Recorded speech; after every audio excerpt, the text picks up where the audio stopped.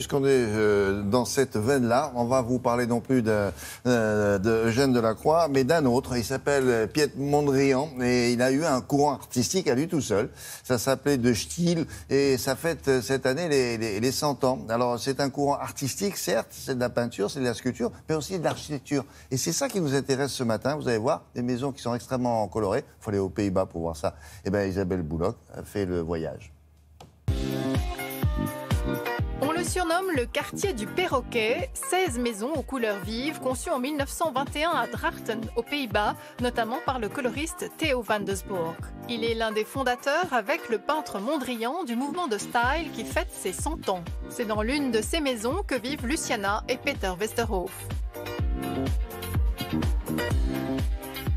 Nous avons choisi de vivre dans cette maison parce qu'elle nous va comme un gant. Nous aimons l'art et nous aimons vivre dans une œuvre d'art.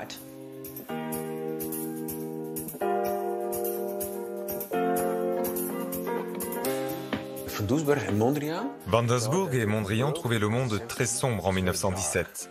La guerre faisait rage et ils rêvaient d'un monde plus beau et plus lumineux. Ce qui est typique dans cette maison, c'est l'utilisation des couleurs primaires, rouge, jaune et bleu par Van Doesburg. Et pour leur donner du contraste, il les encadrait de blanc. Ces maisons ont été construites par la mairie et elles étaient louées à des instituteurs et à des prêtres.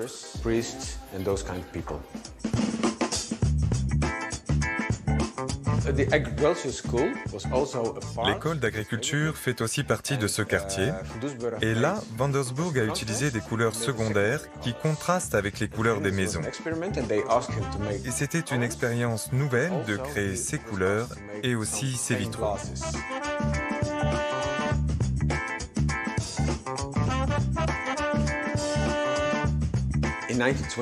En 1921, quand ces couleurs sont apparues, les gens ont trouvé ça affreux. Et donc elles ont disparu très vite. En 1988, on a remis ces couleurs.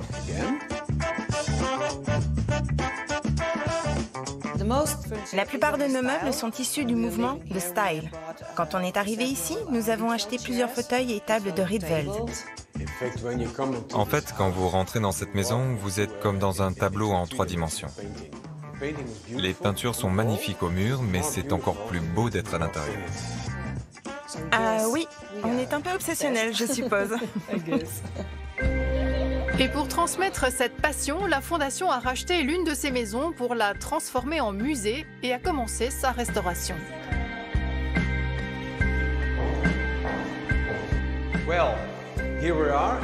Eh bien, nous y voici dans la maison de Van Doesburg-Rinsemal. Cette pièce est le résultat de 2 ans de recherche. Recherche sur l'architecture, sur les papiers peints et le plus important, bien sûr, sur les couleurs d'origine voulues par Theo van Doesburg. Les vraies couleurs de 1921.